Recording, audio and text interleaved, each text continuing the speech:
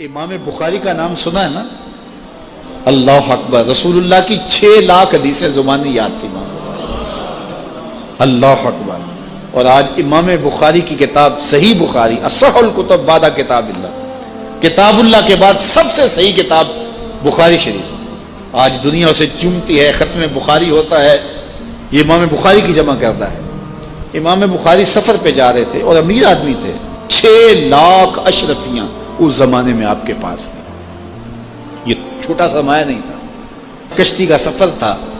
کسی شخص نے دیکھا کہ ان کے پاس 6 لاکھ اشرفیاں ہیں، اس نے سوچا عالمانہ وضع قطع ہے، پگڑی ہے، جبہ ہے، تو یہ اتنی اشرفیاں تو کسی تاجر کے پاس ہونی چاہیے، تو یہ ایک عالم کے پاس اتنی اشرفیاں ہیں۔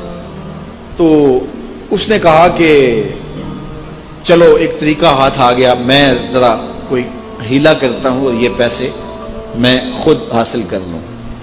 تو اس نے شور مچا دیا کہ میری 6 لاکھ اشرفیاں چوری ہو گئیں، کہ جب سب تلاشی لی جائے گی تو ان سے نکلیں گی تو لوگ کہیں گے تو ایک مولوی شخص ہے اور تیرے پاس اتنے پیسے کہاں سے آئے، تو اشرفیاں مجھے مل جائیں گی۔ تو جب تلاشی شروع ہوئی تو امام بخاری کی تلاشی لی گئی تو ایک اشرفی بھی نہیں نکلی، کچھ بھی نہیں نکلا، سارا سامان ٹٹولا گیا، کچھ نہیں نکلا۔ خیر چلو، لوگوں نے اس کو کہا تو جھوٹا ہے، تو نے خام خواہ جو ہے وہ ایک مکر کیا ہے۔ وہ بھی بڑا پریشان تھا کہ اشرفیاں میں نے ان کے پاس دیکھی ہیں، گئی کدھر؟ خیر جب جہاز چلنے لگا تو آہستہ آہستہ امام صاحب کے قریب ہو گیا، امام بخاری سے پوچھنے لگا حضرت اشرفیاں تو تھیں آپ کے پاس، تو کدھر گئیں؟ فرمایا جب تم نے الزام لگایا نا، اور مجھے پتہ ہے کہ تم نے الزام کیوں لگایا ہے، میری وجہ دیکھ کے تم نے میرے سے ہتھیانا چاہا تھا، تو میں نے چپکے سے وہ اشرفیاں سمندر میں پھینک دی تھی۔ تو کہا حضرت اتنی زیادہ اشرفیاں اور سمندر میں پھینک دیں؟ کہا ہاں۔ کہا کیوں پھینکی؟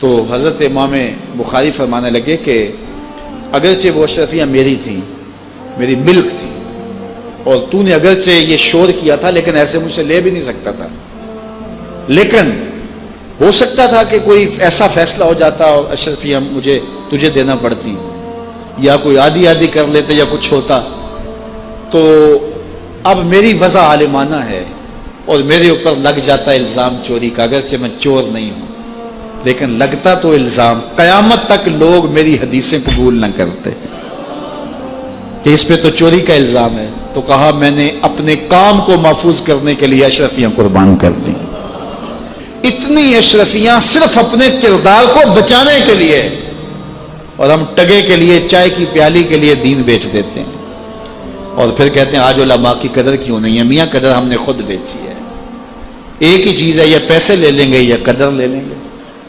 تو یہ ذمہ داری تھی ہماری کہ ہم انتہائی حساسیت کے ساتھ جو ہے اس دور کا ادراک کرتے اور حالات کو سمجھتے، اور جن لوگوں نے حالات کو سمجھ کے قدم اٹھائے ہیں وہ کامیاب اور بامراد۔ علماء کو بھی بہت زیادہ پھونک پھونک کے قدم رکھنے کی ضرورت ہوتی ہے کہ وہ ایک ایک قدم پھونک کر کے رکھیں۔ اعلیٰ حضرت نے کتنی خوبصورت بات کی تھی اپنے زمانے میں، آپ نے علماء کو جو نصیحتیں کی اس میں ایک نصیحت کی، آپ نے کہا علماء لوگ تمہیں دیکھ کے دین کے قریب ہوتے ہیں اور تمہیں دیکھ کے دور بھی ہو جاتے ہیں۔ کہا کہ اگر تم نے سنن غیر موقدہ کو چھوڑ دیا تو لوگ سنن موقدہ چھوڑ دیں گے، اور اگر تم نے سنن موقدہ کو چھوڑ دیا لوگ واجبات چھوڑ دیں گے، تم نے واجبات چھوڑ دیے تو لوگ فرائض چھوڑ دیں گے، اور اگر تم نے فرائض چھوڑ دیے تو لوگ کہیں دین نہ چھوڑ دیں۔ اور پھر کہا اے طبقہ علماء، تم نے اگر مکروہ تنزیہیہ کا ارتکاب کیا تو لوگ مکروہ تحریمیہ میں پڑ جائیں گے، اور اگر تم نے مکروہ تحریمیہ کا ارتکاب کیا لوگ حرام میں پڑ جائیں گے، تم نے اگر حرام کا ارتکاب کیا تو لوگ کفر میں پڑ جائیں گے۔ اس لیے علماء کو آج کے دور میں نہیں، ہر دور میں اپنے کردار کو بڑا صاف رکھنا